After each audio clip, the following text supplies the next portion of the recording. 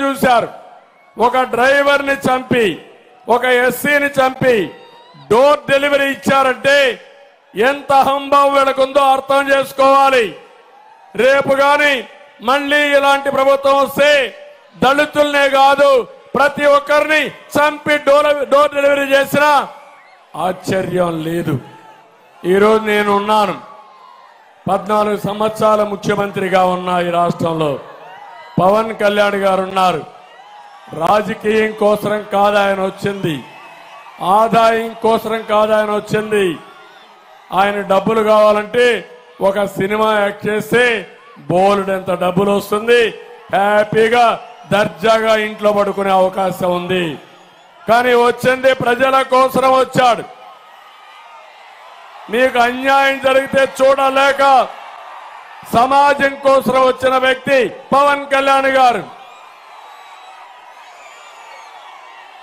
ఇప్పుడు నేను అడుగుతున్నా, ముఖ్యమంత్రి ఏమైనా కూడా ఇది ఉంటే పవన్ కళ్యాణ్ గారి పైన దాడి చేస్తాడు, నా మీద దాడి చేస్తాడు, మమ్మల్ని బూతులు తిట్టిస్తాడు. ఇదేమని అడిగితే ఈ పోలీసులు ఇష్టానుసారంగా ప్రవర్తించే పరిస్థితి వచ్చింది. నేను ఒకటే చెప్తున్నా, ఈ రోజు నేను మీ ఉత్సాహం చూశాను, మీ అభిమానం చూశాను.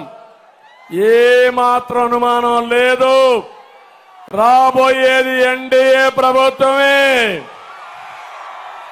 మామూలు మెజారిటీ కాదు. నేను 9 ఎన్నికలు చూశాను, ఎప్పుడూ లేని ఉత్సాహం కనపడుస్తా ఉంది. ఇది పెను తుఫానుగా మారుతుంది. ఈ పెను తుఫాన్లో అడ్డం వచ్చిన వాడు కొట్టుకోబోవడం తప్ప ఎవరు నిలదొక్కునే పరిస్థితిలో ఉండరని చెప్పి తెలియజేస్తున్నా. అందుకని 3 రాజకీయ పార్టీలు కలిశామంటే మళ్ళీ చెప్తున్నా, నా అనుభవంతో చెప్తున్నా, ఈ రాష్ట్రాన్ని కాపాడాలి, కాపాడకపోతే పెను నష్టం వస్తుందనే ఉద్దేశంతో కలిశాం. ఇక్కడుండే మిమ్మల్ని అందరినీ ఒకటే కోరుతున్నా, పవన్ కళ్యాణ్ గారి పైన అభిమానం మీ అందరికీ ఉంది. ఉందా లేదా? ఉందా లేదా? ఉందా లేదా? ఉంటే చేలు పైకెత్తండి.